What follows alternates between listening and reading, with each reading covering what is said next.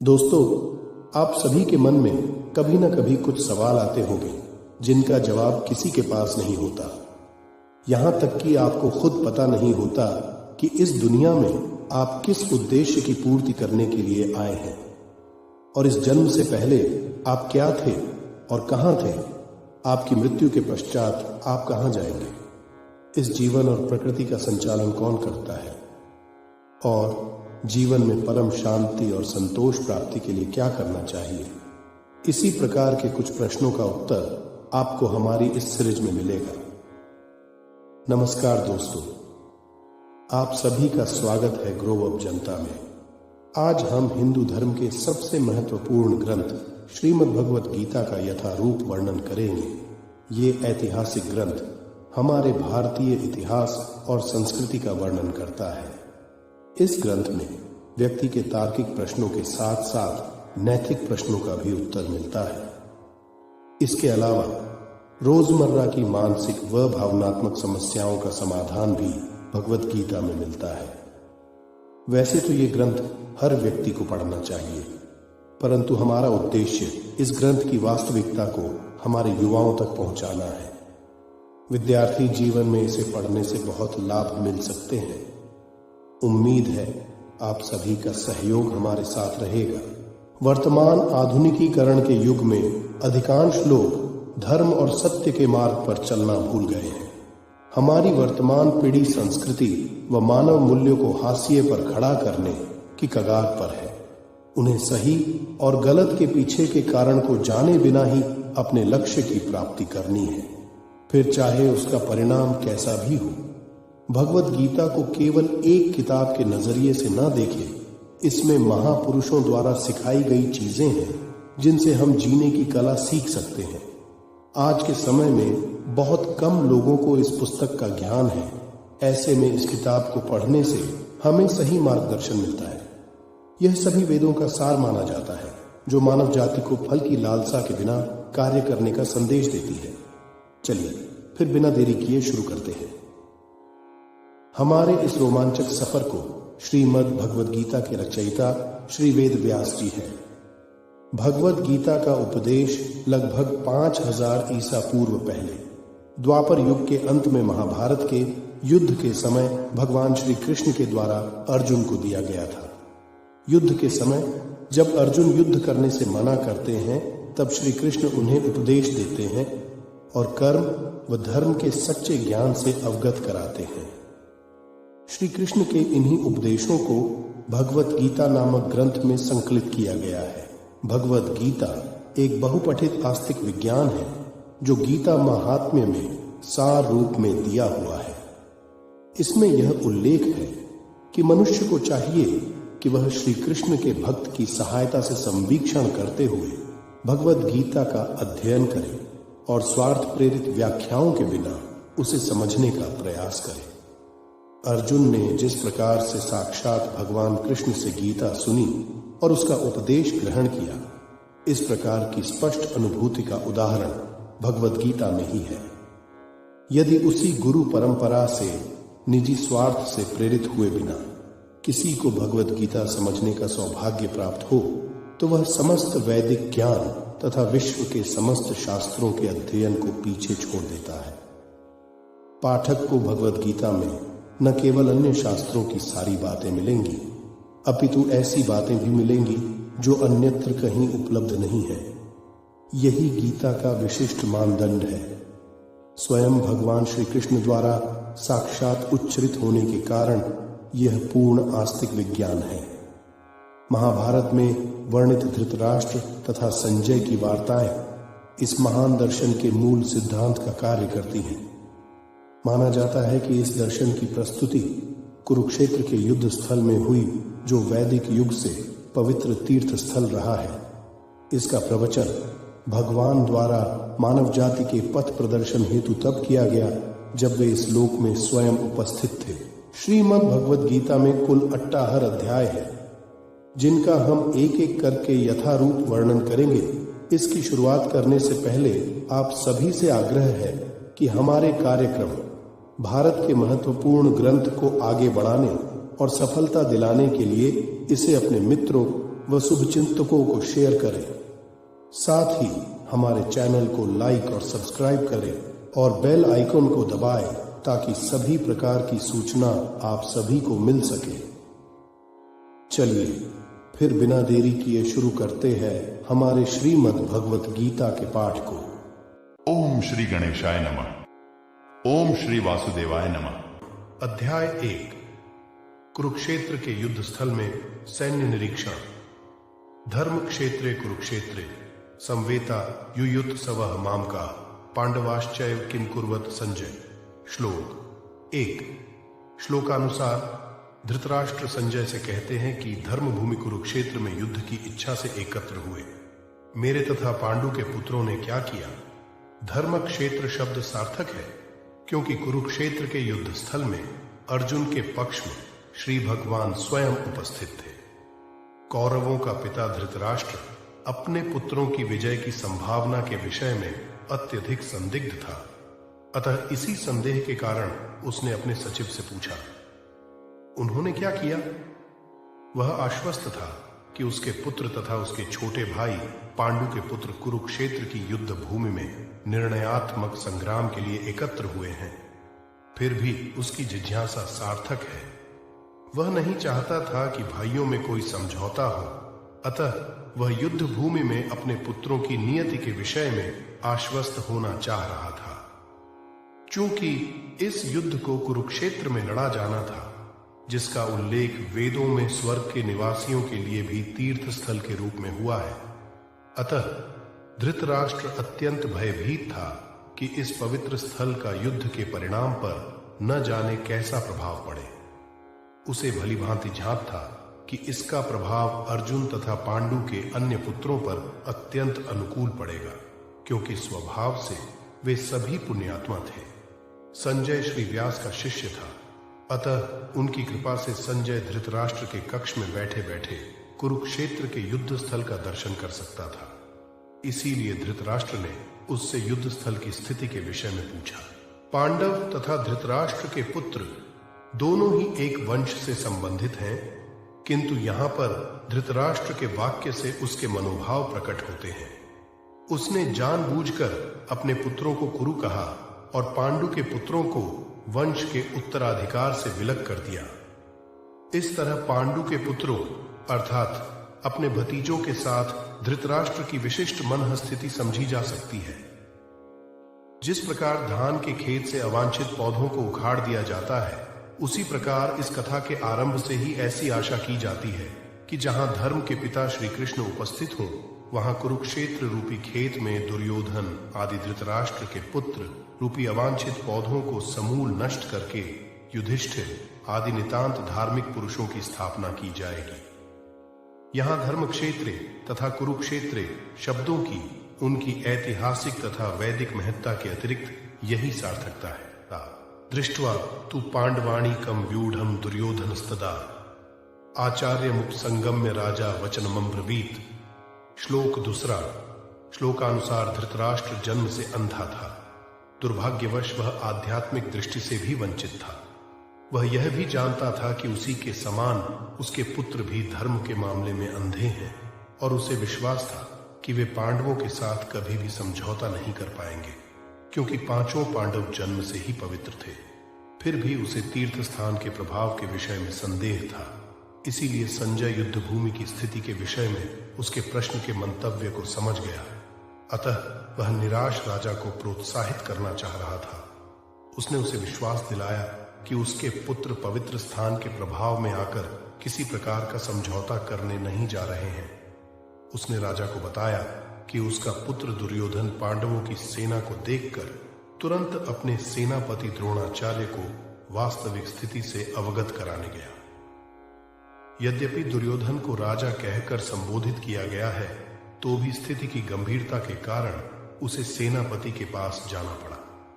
अतएव दुर्योधन राजनीतिज्ञ बनने के लिए सर्वथा उपयुक्त था, किंतु जब उसने पांडवों की व्यूहरचना देखी तो उसका यह कूटनीतिक व्यवहार उसके भय को छिपा न पाया। पांडुपुत्रा नामाचार्य महतीम चमूम व्यूढ़ाम द्रुपद पुत्रेण तव शिष्येण धीमता। श्लोक 3। श्लोकानुसार परम राजनीतिज्ञ दुर्योधन महान ब्राह्मण सेनापति द्रोणाचार्य के दोषों को इंगित करना चाहता था। अर्जुन की पत्नी द्रौपदी के पिता राजा द्रुपद के साथ द्रोणाचार्य का कुछ राजनीतिक झगड़ा था। इस झगड़े के फलस्वरूप द्रुपद ने एक महान यज्ञ संपन्न किया, जिससे उसे एक ऐसा पुत्र प्राप्त होने का वरदान मिला जो द्रोणाचार्य का वध कर सके। द्रोणाचार्य इसे भली भांति जानता था, किंतु जब द्रुपद का पुत्र धृष्टद्युम्न युद्ध शिक्षा के लिए उसको सौंपा गया तो द्रोणाचार्य को उसे अपने सारे सैनिक रहस्य प्रदान करने में कोई झिझक नहीं हुई। अब धृष्टद्युम्न कुरुक्षेत्र की युद्ध भूमि में पांडवों का पक्ष ले रहा था और उसने द्रोणाचार्य से जो कला सीखी थी उसी के आधार पर उसने यह व्यूह अर्चना की थी। दुर्योधन ने द्रोणाचार्य की इस दुर्बलता की ओर इंगित किया, जिससे वह युद्ध में सजग रहे और समझौता न करे। इसके द्वारा वह द्रोणाचार्य को यह भी बताना चाह रहा था कि कहीं वह अपने प्रिय शिष्य पांडवों के प्रति युद्ध में उदारता न दिखा बैठे। विशेष रूप से अर्जुन उसका अत्यंत प्रिय एवं तेजस्वी शिष्य था। दुर्योधन ने यह भी चेतावनी दी कि युद्ध में इस प्रकार की उदारता से हार हो सकती है। अत्र श्रूरा महेश्वासा भीमार्जुन समा युधि यो युद्धानो विराटश्च द्रुपदश्च महारथा। श्लोक चौथा। श्लोकानुसार यद्यपि युद्ध कला में द्रोणाचार्य की महान शक्ति के समक्ष धृष्टद्युम्न महत्वपूर्ण बाधक नहीं था, किंतु ऐसे अनेक योद्धा थे जिनसे भय था। दुर्योधन इन्हें विजय पथ में अत्यंत बाधक बताता है, क्योंकि इनमें से प्रत्येक योद्धा भीम तथा अर्जुन के समान दुर्जेय था।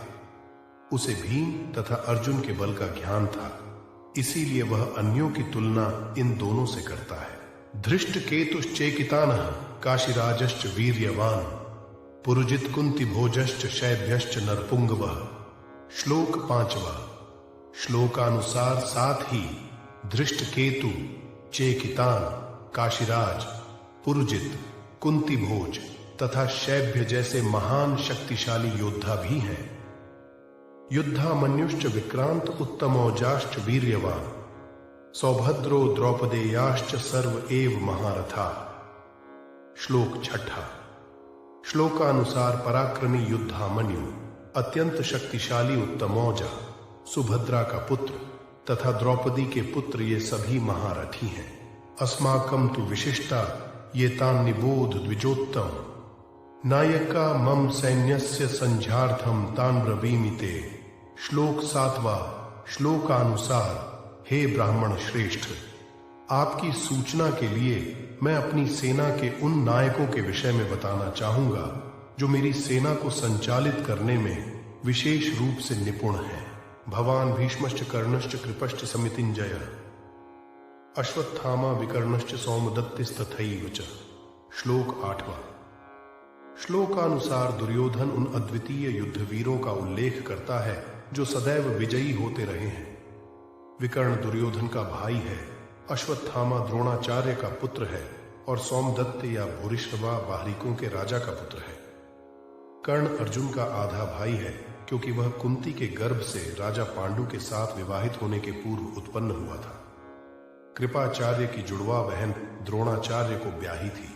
अन्ये च बहवः शूरा मदर्थे त्यक्त जीविता नाना शस्त्र प्रहरणा सर्वे युद्ध विशारदा। श्लोक नववा। श्लोकानुसार जहां तक अन्यों का यथा जयद्रथ, कृतवर्मा तथा शल्य का संबंध है, वे सब दुर्योधन के लिए अपने प्राणों की आहुति देने के लिए तैयार रहते थे। दूसरे शब्दों में यह पूर्व निश्चित है कि वे अब पापी दुर्योधन के दल में सम्मिलित होने के कारण कुरुक्षेत्र के युद्ध में मारे जाएंगे। निस्संदेह अपने मित्रों की संयुक्त शक्ति के कारण दुर्योधन अपनी विजय के प्रति आश्वस्त था। अपर्याप्तम तदस्माकं बलम भीष्माभिरक्षितम पर्याप्तम त्विदमेतेषां बलम भीमाभिरक्षितम। श्लोक 10वां। श्लोकानुसार दुर्योधन ने यहां पर तुलनात्मक शक्ति का अनुमान प्रस्तुत किया है। वह सोचता है कि अत्यंत अनुभवी सेनानायक भीष्म पितामह के द्वारा विशेष रूप से संरक्षित होने के कारण उसकी सशस्त्र सेनाओं की शक्ति अपरिमेय है।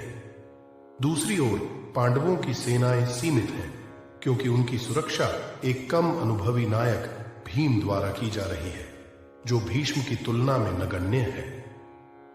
दुर्योधन सदैव भीम से ईर्ष्या करता था, क्योंकि वह जानता था कि यदि उसकी मृत्यु कभी हुई भी तो वह भीम के द्वारा ही होगी। किंतु साथ ही उसे दृढ़ विश्वास था कि भीष्म की उपस्थिति में उसकी विजय निश्चित है, क्योंकि भीष्म कहीं अधिक उत्कृष्ट सेनापति है। वह युद्ध में विजयी होगा, यह उसका दृढ़ निश्चय था। अयनेषु च सर्वेषु यथा भागम वस्थिता भीष्ममेवाभिरक्षन्तु भवन्तः सर्व एव हि। श्लोक 11। श्लोकानुसार भीष्म पितामह के शौर्य की प्रशंसा करने के बाद दुर्योधन ने सोचा कि कहीं अन्य योद्धा यह न समझ लें कि उन्हें कम महत्व दिया जा रहा है। अतः दुर्योधन ने अपने सहज कूटनीतिक ढंग से स्थिति संभालने के उद्देश्य से उपर्युक्त शब्द कहे। उसने बलपूर्वक कहा कि भीष्म देव निस्संदेह महानतम योद्धा हैं, किंतु अब वे वृद्ध हो चुके हैं। अतः प्रत्येक सैनिक को चाहिए कि चारों ओर से उनकी सुरक्षा का विशेष ध्यान रखे। हो सकता है कि वे किसी एक दिशा में युद्ध करने में लग जाए और शत्रु इस व्यस्तता का लाभ उठा ले। अतः यह आवश्यक है कि अन्य योद्धा मोर्चों पर अपनी अपनी स्थिति पर अडिग रहें और शत्रु को व्यूह न तोड़ने दें। दुर्योधन को पूर्ण विश्वास था कि कुरुओं की विजय भीष्म देव की उपस्थिति पर निर्भर है। उसे युद्ध में भीष्म देव तथा द्रोणाचार्य के पूर्ण सहयोग की आशा थी, क्योंकि वह अच्छी तरह जानता था कि इन दोनों ने उस समय एक शब्द भी नहीं कहा था जब अर्जुन की पत्नी द्रौपदी को असहाय अवस्था में भरी सभा में नग्न किया जा रहा था, और जब उसने उनसे न्याय की भीख मांगी थी। यह जानते हुए भी कि इन दोनों सेनापतियों के मन में पांडवों के लिए स्नेह था, दुर्योधन को आशा थी कि वे इस स्नेह को उसी तरह त्याग देंगे जिस तरह उन्होंने द्यूत क्रीड़ा के अवसर पर किया था। तस्य संजनयन हर्ष कुरुवृद्धा पितामह सिंहनादम विनद्योच्चय शंख दधमौ प्रतापवान। श्लोक 12। श्लोकानुसार कुरुवंश के वयोवृद्ध पितामह अपने पौत्र दुर्योधन का मनोभाव जान गए और उसके प्रति अपनी स्वाभाविक दयावश उन्होंने उसे प्रसन्न करने के लिए अत्यंत उच्च स्वर से अपना शंख बजाया, जो उनकी सिंह के समान स्थिति के अनुरूप था। अप्रत्यक्ष रूप में शंख के द्वारा प्रतीकात्मक ढंग से उन्होंने अपने हताश पौत्र दुर्योधन को बता दिया कि उन्हें युद्ध में विजय की आशा नहीं है, क्योंकि दूसरे पक्ष में साक्षात भगवान श्री कृष्ण हैं। फिर भी युद्ध का मार्गदर्शन करना उनका कर्तव्य था और इस संबंध में वे कोई कसर नहीं रखेंगे। तत्पश्चात शंख, नगाड़े, बिगुल, तुरही तथा सींग सहसा एक साथ बज उठे। वह संवेद स्वर अत्यंत कोलाहलपूर्ण था। भीष्म देव द्वारा बजाए गए शंख की तुलना में कृष्ण तथा अर्जुन के शंखों को दिव्य कहा गया है। दिव्य शंखों के नाद से यह सूचित हो रहा था कि दूसरे पक्ष की विजय की कोई आशा न थी, क्योंकि कृष्ण पांडवों के पक्ष में थे। जयस्तु पांडुपुत्राणा येषां पक्षे जनार्दनः। जय सदा पांडु के पुत्र जैसों की होती है, क्योंकि भगवान कृष्ण उनके साथ हैं, और जहां जहां भगवान विद्यमान हैं वहीं वहीं लक्ष्मी भी रहती हैं, क्योंकि वे अपने पति के बिना नहीं रह सकती। अतः जैसा कि विष्णु या भगवान कृष्ण के शंख द्वारा उत्पन्न दिव्य ध्वनि से सूचित हो रहा था, विजय तथा श्री दोनों ही अर्जुन की प्रतीक्षा कर रही थी।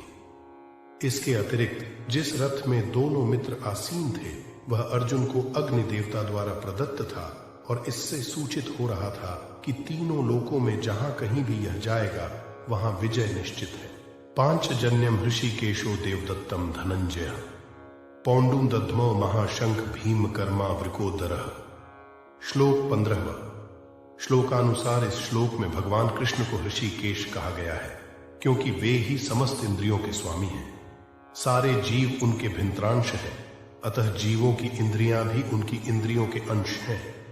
चूंकि निर्विशेषवादी जीवों की इंद्रियों का कारण बताने में असमर्थ है, इसीलिए वे जीवों को इंद्रिय रहित या निर्विशेष कहने के लिए उत्सुक रहते हैं।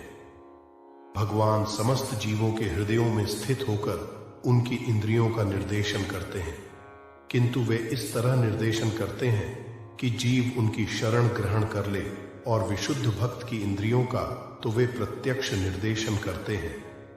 यहाँ कुरुक्षेत्र की युद्ध भूमि में भगवान कृष्ण अर्जुन की दिव्य इंद्रियों का निर्देशन करते हैं, इसीलिए उनको ऋषिकेश कहा गया है। भगवान के विविध कार्यों के अनुसार उनके भिन्न भिन्न नाम हैं। उदाहरणार्थ इनका एक नाम मधुसूदन है, क्योंकि उन्होंने मधु नाम के असुर को मारा था। वे गौवों तथा इंद्रियों को आनंद देने के कारण गोविंद कहलाते हैं।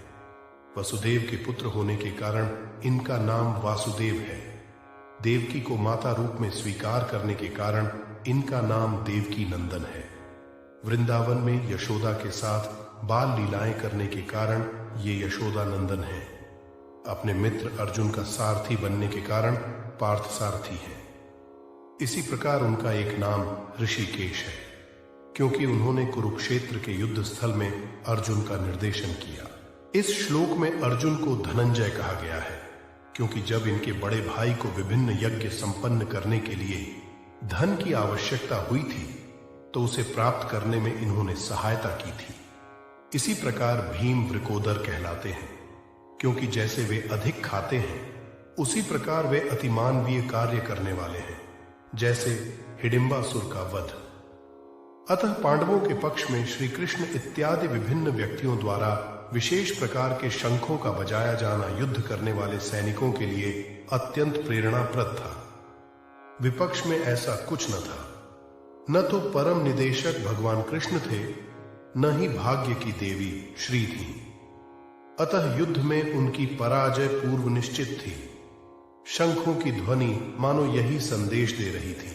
अनंत विजयम राजा कुंती पुत्रो युधिष्ठिरः नकुलः सहदेवश सुघोष मणिपुष्पको। श्लोक 16। काश्यश्च परमेश्वासः शिखंडी च महारथः दृष्टद्युम्नो विराटश्च सात्विकिश्चा पराजितः। श्लोक 17।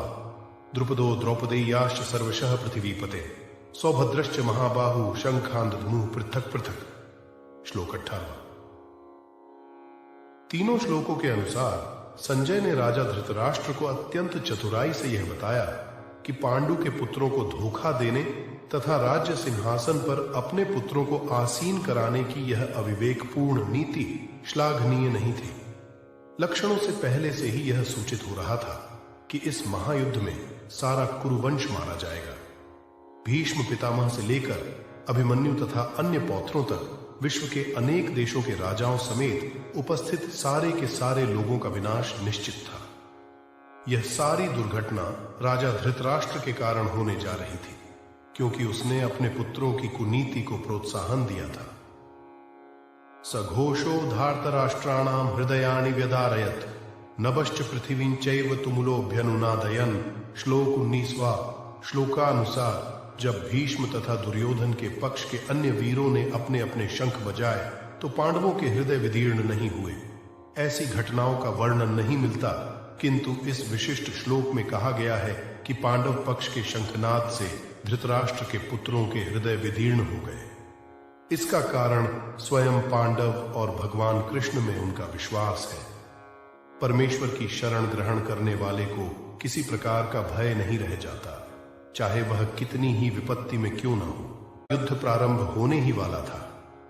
उपर्युक्त कथन से ज्ञात होता है कि पांडवों की सेना की अप्रत्याशित व्यवस्था से धृतराष्ट्र के पुत्र बहुत कुछ निरुत्साहित थे, क्योंकि युद्ध भूमि में पांडवों का निर्देशन भगवान कृष्ण के आदेश अनुसार हो रहा था। अर्जुन की ध्वजा पर हनुमान का चिन्ह भी विजय का सूचक है, क्योंकि हनुमान ने राम तथा रावण युद्ध में राम की सहायता की थी, जिससे राम विजयी हुए थे। इस समय अर्जुन की सहायता के लिए उनके रथ पर राम तथा हनुमान दोनों उपस्थित थे।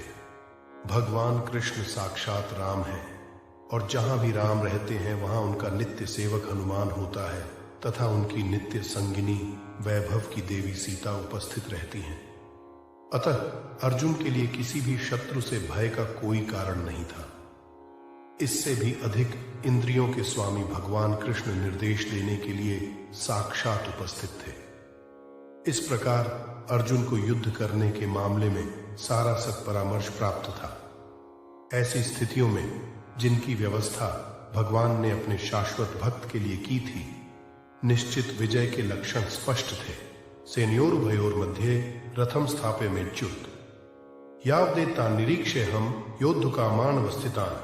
श्लोक 21वां। कैर्मया सह योद्धव्यमस्मिन् समुद्यमे। श्लोक 22वां।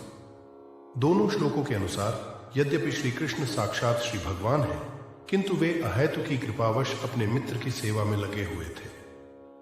वे अपने भक्तों पर स्नेह दिखाने में कभी नहीं चूकते, इसीलिए अर्जुन ने उन्हें अच्युत कहा है। सारथी रूप में उन्हें अर्जुन की आज्ञा का पालन करना था और उन्होंने इसमें कोई संकोच नहीं किया, अतः उन्हें अच्युत कहकर संबोधित किया गया है।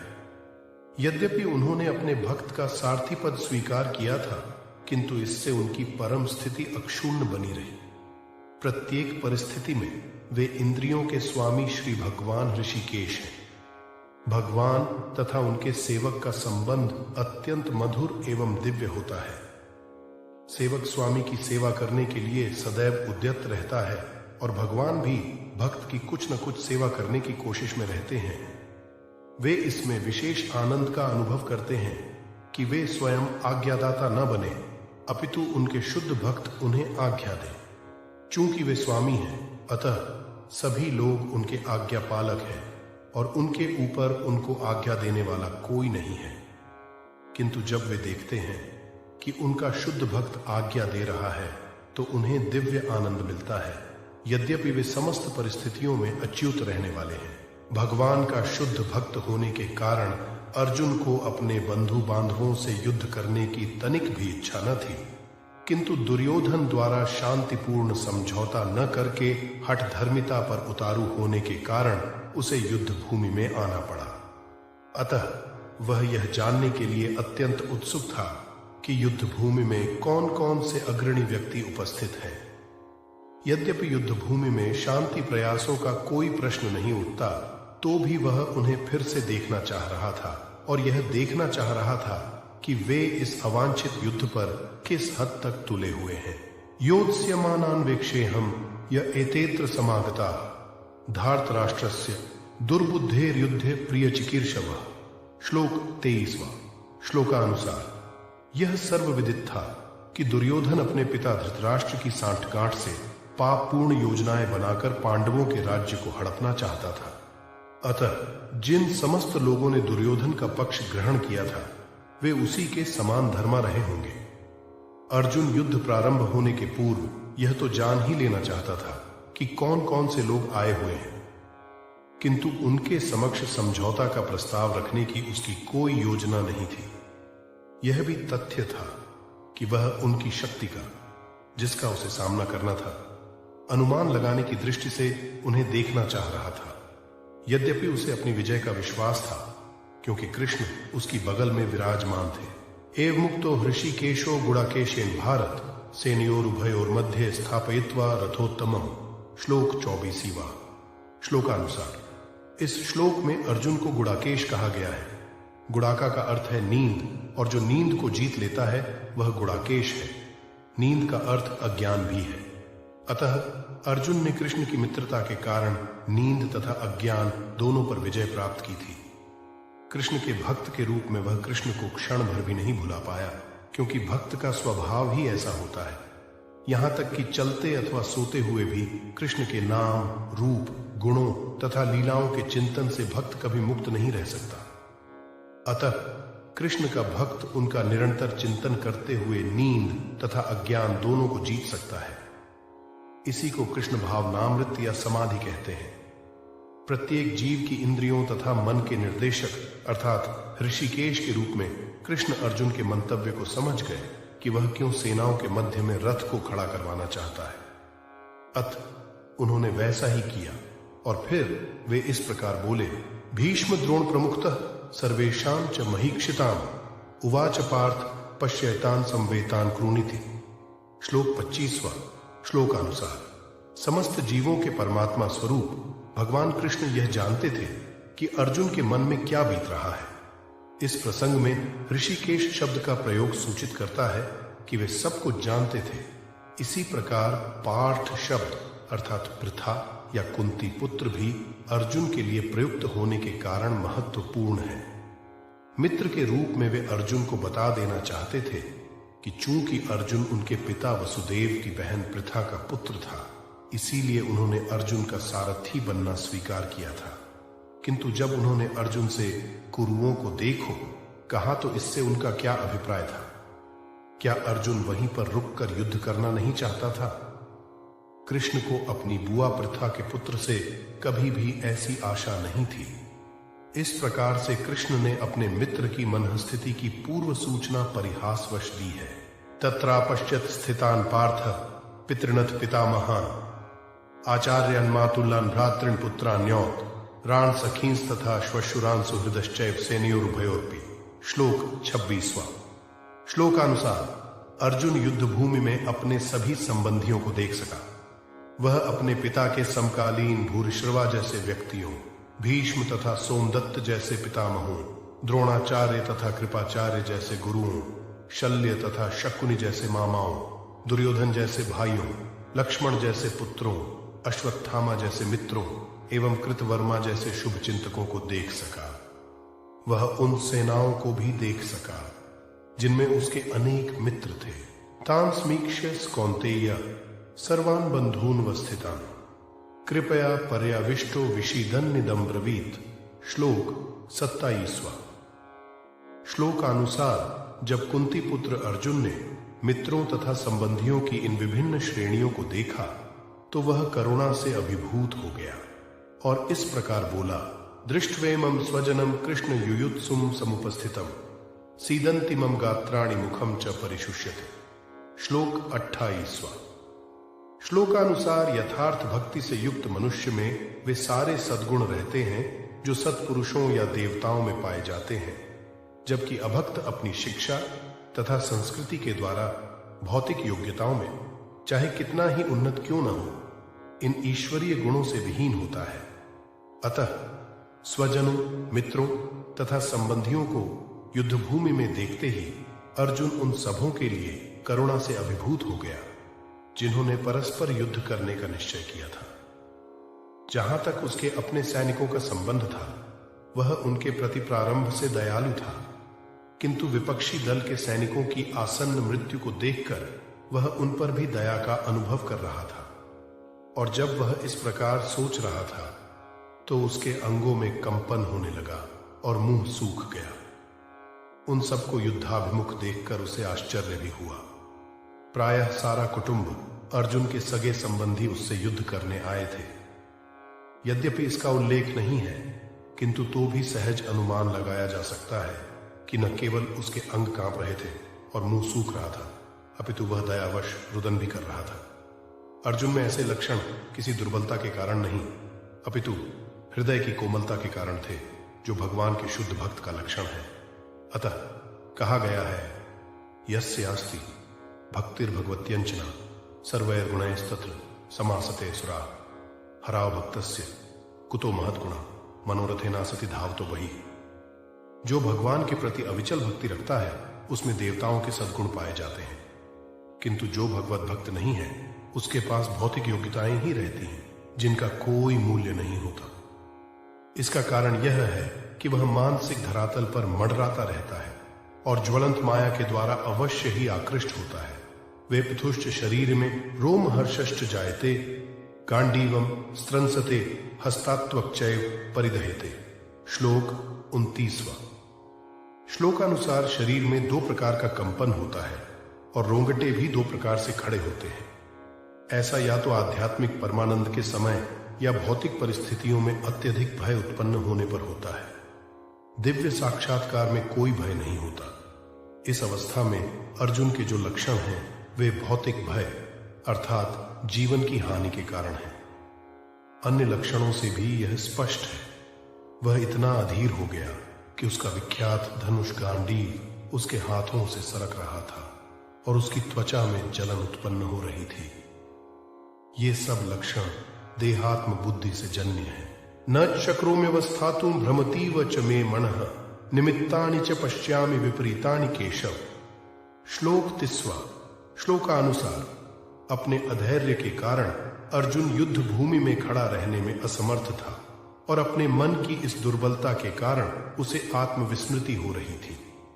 भौतिक वस्तुओं के प्रति अत्यधिक आसक्ति के कारण मनुष्य ऐसी मोहमयी स्थिति में पड़ जाता है भयं द्वितीयाभिनिवेशतः स्यात्। ऐसा भय तथा मानसिक असंतुलन उन व्यक्तियों में उत्पन्न होता है जो भौतिक परिस्थितियों से ग्रस्त होते हैं।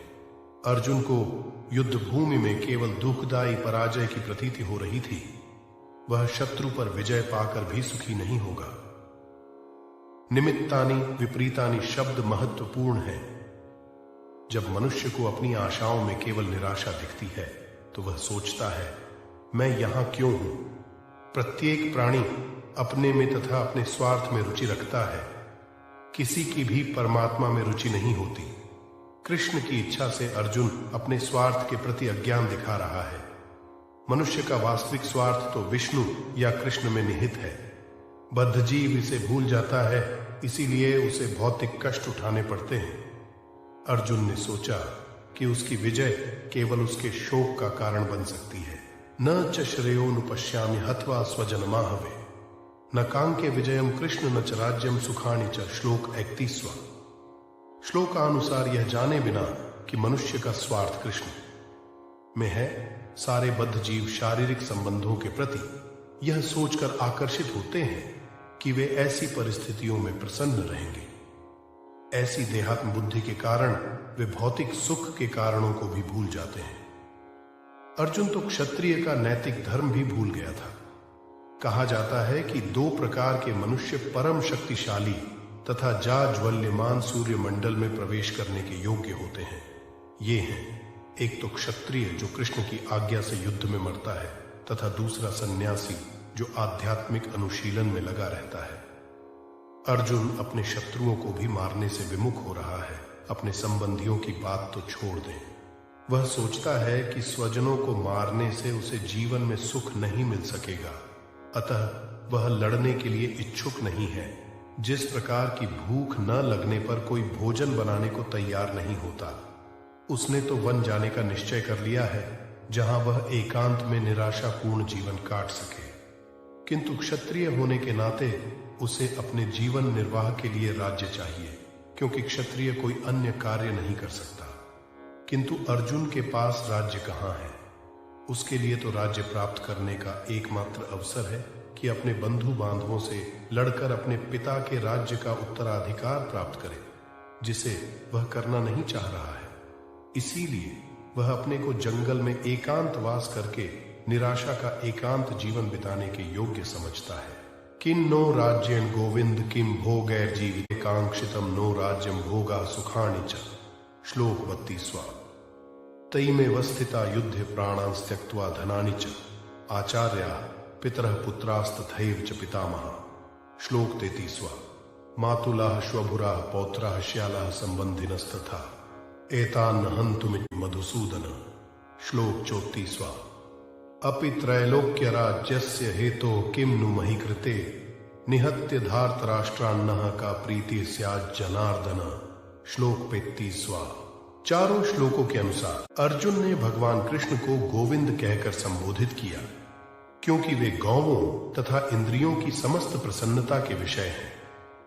इस विशिष्ट शब्द का प्रयोग करके अर्जुन संकेत करता है कि कृष्ण यह समझें कि अर्जुन की इंद्रियां कैसे तृप्त होंगी, किंतु गोविंद हमारी इंद्रियों को तुष्ट करने के लिए नहीं है।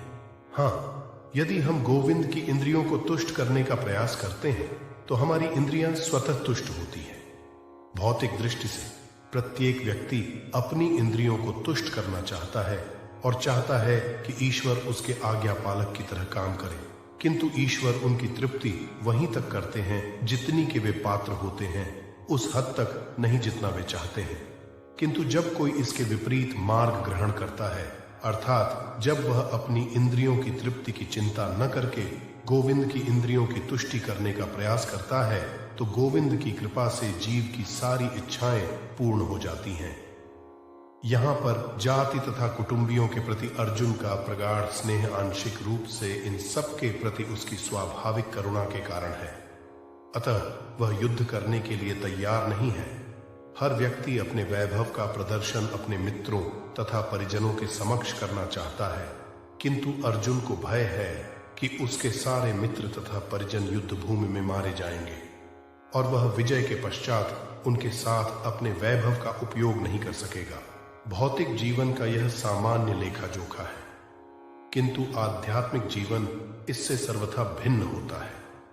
चूंकि भक्त भगवान की इच्छाओं की पूर्ति करना चाहता है, अतः भगवद इच्छा होने पर वह भगवान की सेवा के लिए सारे ऐश्वर्य स्वीकार कर सकता है।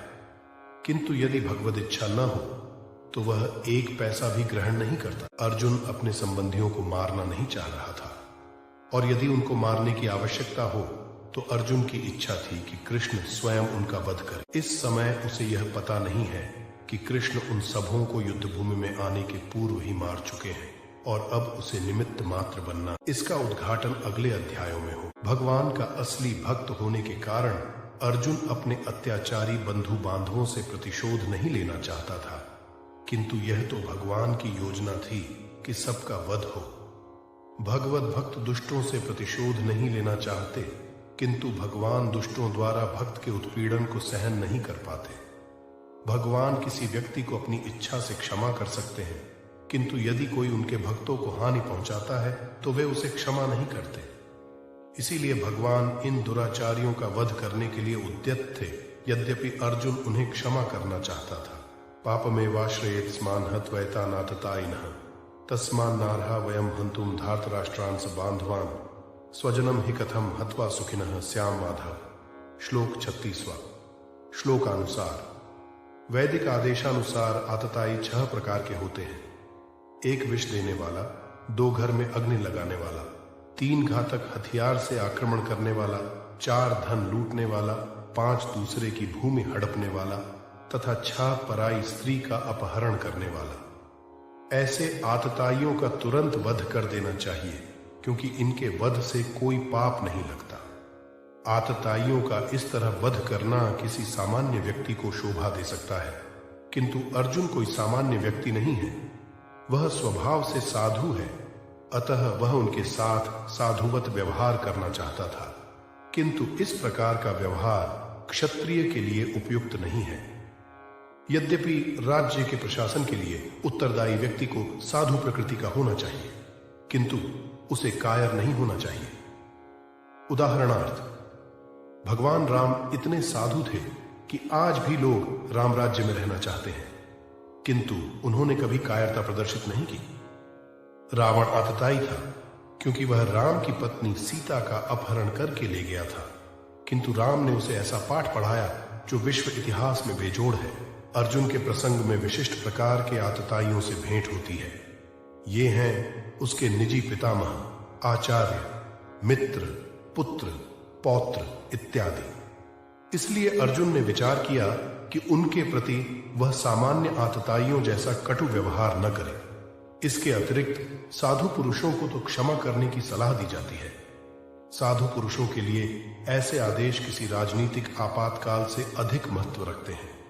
इसलिए अर्जुन ने विचार किया कि राजनीतिक कारणों से स्वजनों का वध करने की अपेक्षा धर्म तथा सदाचार की दृष्टि से उन्हें क्षमा कर देना श्रेयस्कर होगा।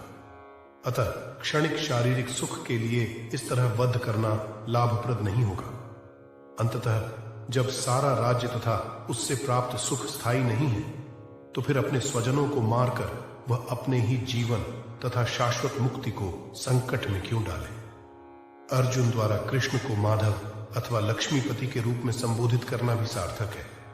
वह लक्ष्मीपति कृष्ण को यह बताना चाह रहा था कि वे उसे ऐसा काम करने के लिए प्रेरित न करें जिससे अनिष्ट हो, किंतु कृष्ण कभी भी किसी का अनिष्ट नहीं चाहते, भक्तों का तो कदापि नहीं। यद्यप्येते न पश्यन्ति लोभोप कुलक्षय कृतम दोषम मित्रद्रोहे च पातकम। श्लोक 37वां। कथम न झेयमस्माभिः पापादस्मान् निवर्तितुम कुलक्षय कृत दोषम प्रपश्यद्धिर्जनार्दन। श्लोक 38वां।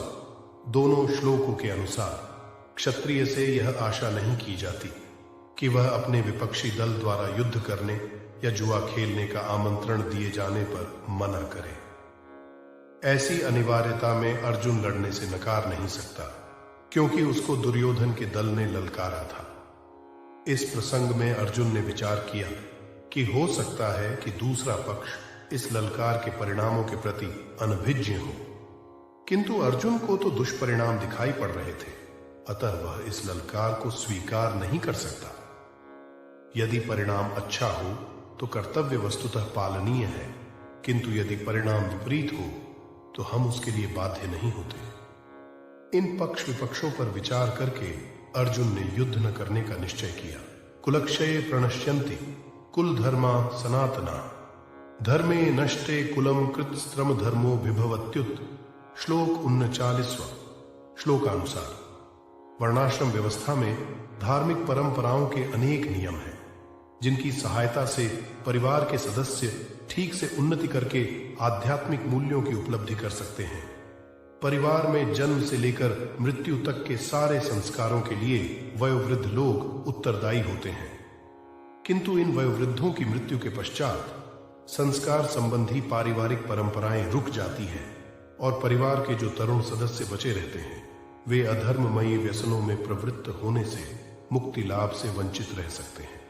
अतः किसी भी कारणवश परिवार के वयोवृद्धों का वध नहीं होना चाहिए। अधर्माभिभवात कृष्ण प्रदुष्यन्त स्त्रीषु दुष्टासु वाश्रणेय जायते वर्ण संकर। श्लोक 40वां। श्लोकानुसार जीवन में शांति सुख तथा आध्यात्मिक उन्नति का मुख्य सिद्धांत मानव समाज में अच्छी संतान का होना है।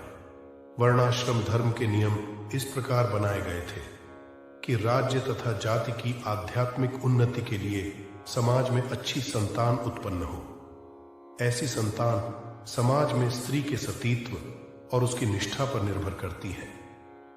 जिस प्रकार बालक सरलता से कुमार्गगामी बन जाते हैं, उसी प्रकार स्त्रियां भी पतनोन्मुखी होती हैं। अतः बालकों तथा स्त्रियों दोनों को ही समाज के वयोवृद्धों का संरक्षण आवश्यक है। स्त्रियां विभिन्न धार्मिक प्रथाओं में संलग्न रहने पर व्यभिचारिणी नहीं होंगी। संकरो नरकायैव कुलघ्नानाम कुलस्य च पतन्ति पितरो ह्येषां लुप्त पिंडो दकक्रिया। श्लोक 41वां। श्लोकानुसार सकाम कर्म के विधि विधानों के अनुसार कुल के पितरों को समय समय पर जल तथा पिंडदान दिया जाना चाहिए। यह दान विष्णु पूजा द्वारा किया जाता है, क्योंकि विष्णु को अर्पित भोजन के उच्चिष्ट भाग प्रसाद के खाने से सारे पाप कर्मों से उद्धार हो जाता है। कभी कभी पितरगण विविध प्रकार के पाप कर्मों से ग्रस्त हो सकते हैं और कभी कभी उनमें से कुछ को स्थूल शरीर प्राप्त न हो सकने के कारण उन्हें प्रेतों के रूप में सूक्ष्म शरीर धारण करने के लिए बाध्य होना पड़ता है। अतः जब वंशजों द्वारा पितरों को बचा प्रसाद अर्पित किया जाता है तो उनका प्रेतयोनि या अन्य प्रकार के दुखमय जीवन से उद्धार होता है। पितरों को इस तरह की सहायता पहुंचाना कुल परंपरा है और जो लोग भक्ति का जीवन यापन नहीं करते उन्हें ये अनुष्ठान करने होते हैं। केवल भक्ति करने से मनुष्य सैकड़ों क्या हजारों पितरों को ऐसे संकटों से उबार सकता है। भागवत में कहा गया है, देवर्षि भूताप्त नृणा पितर आरणा न किकरो नायम ऋणी च राजन सर्वात्मना या शरणम शरण्यम गतो मुकुंदम परिहृत्य कर्तम। जो पुरुष अन्य समस्त कर्तव्यों को त्याग कर मुक्ति के दाता मुकुंद के चरण कमलों की शरण ग्रहण करता है और इस पथ पर गंभीरता पूर्वक चलता है, वह देवताओं, मुनियों, सामान्य जीवों, स्वजनों, मनुष्यों या पितरों के प्रति अपने कर्तव्य या आरण से मुक्त हो जाता है। श्री भगवान की सेवा करने से ऐसे दायित्व अपने आप पूरे हो जाते हैं। दोषैरे तय कुलघ्नानाम वर्ण संकर कारकय उत्साद्यन्ते जाति धर्मा कुल धर्माश्च शाश्वता। श्लोक 42वां। श्लोकानुसार सनातन धर्म या वर्णाश्रम धर्म द्वारा निर्धारित मानव समाज के चारों वर्णों के लिए सामुदायिक योजनाएं तथा पारिवारिक कल्याण कार्य इसलिए नियोजित हैं कि मनुष्य चरम मोक्ष प्राप्त कर सके। अतः समाज के अनुत्तरदायी नायकों द्वारा सनातन धर्म परंपरा के विखंडन से उस समाज में अव्यवस्था फैलती है। फलस्वरूप लोग जीवन के उद्देश्य विष्णु को भूल जाते हैं। ऐसे नायक अंधे कहलाते हैं और जो लोग इनका अनुगमन करते हैं वे निश्चय ही कुव्यवस्था की ओर अग्रसर होते हैं। उत्सन्न कुल धर्माणाम मनुष्याणाम जनार्दन नरके नियतम वासो भवतीत्यनुश्रुश्रुम। श्लोक 43वां। श्लोकानुसार अर्जुन अपने तर्कों को अपने निजी अनुभव पर न आधारित करके आचार्यों से जो सुन रखा है उस पर आधारित करता है। वास्तविक ज्ञान प्राप्त करने की यही विधि है। जिस व्यक्ति ने पहले से ज्ञान प्राप्त कर रखा है, उस व्यक्ति की सहायता के बिना कोई भी वास्तविक ज्ञान तक नहीं पहुंच सकता। वर्णाश्रम धर्म की एक पद्धति के अनुसार मृत्यु के पूर्व मनुष्य को पाप कर्मों के लिए प्रायश्चित्त करना होता है। जो पापात्मा है उसे इस विधि का अवश्य उपयोग करना चाहिए। ऐसा किए बिना मनुष्य निश्चित रूप से नरक भेजा जाएगा, जहां उसे अपने पाप कर्मों के लिए कष्टमय जीवन बिताना होगा। तुम व्यवसिता वयम यद्राज्य सुखलोभेन हंतुम स्वजन मुद्यता। श्लोक 44। श्लोकानुसार स्वार्थ के वशीभूत होकर मनुष्य अपने सगे भाई, बाप या मां के वध जैसे पाप कर्मों में प्रवृत्त हो सकता है। विश्व के इतिहास में ऐसे अनेक उदाहरण मिलते हैं, किंतु भगवान का साधु भक्त होने के कारण अर्जुन सदाचार के प्रति जागरूक है। अतः वह ऐसे कार्यों से बचने का प्रयत्न करता है। यदि मां प्रतीकार मशस्त्रम शस्त्रपाणय धार्तराष्ट्रारणे हन्युस्तन्मे क्षेमतरम भवेत। श्लोक 45। श्लोकानुसार क्षत्रियों के युद्ध नियमों के अनुसार ऐसी प्रथा है कि निहत्थे तथा विमुख शत्रु पर आक्रमण न किया जाए, किंतु अर्जुन ने निश्चय किया कि शत्रु भले ही इस विषम अवस्था में उस पर आक्रमण कर दे, किंतु वह युद्ध नहीं करेगा। उसने इस पर विचार नहीं किया कि दूसरा दल युद्ध के लिए कितना उद्यत है। इन सब लक्षणों का कारण उसकी दयार्द्रता है, जो भगवान के महान भक्त होने के कारण उत्पन्न हुई। एवं मुक्त्वार्जुन संख्ये रथोपस्थ विसर्ज्य सशरम चापम शोक संविघ्न मानस। श्लोक 46। श्लोकानुसार अपने शत्रु की स्थिति का अवलोकन करते समय अर्जुन रथ पर खड़ा हो गया था, किंतु वह शोक से इतना संतप्त हो उठा कि अपना धनुष बाण एक ओर रखकर रथ के आसन पर पुनः बैठ गया। ऐसा दयालु तथा कोमल हृदय व्यक्ति जो भगवान की सेवा में रत हो, आत्मज्ञान प्राप्त करने के योग्य है। यहीं पर हमारा पहला अध्याय कुरुक्षेत्र के युद्ध स्थल में सैन्य निरीक्षण समाप्त होता है। उम्मीद है अभी तक के सफर में आपको आनंद आया होगा। हमारे इस कार्य को सफल बनाने के लिए चैनल को लाइक और सब्सक्राइब करें, साथ ही बेल आइकॉन को दबाएं ताकि आगे आने वाले अध्याय की सूचना मिल सके। धन्यवाद।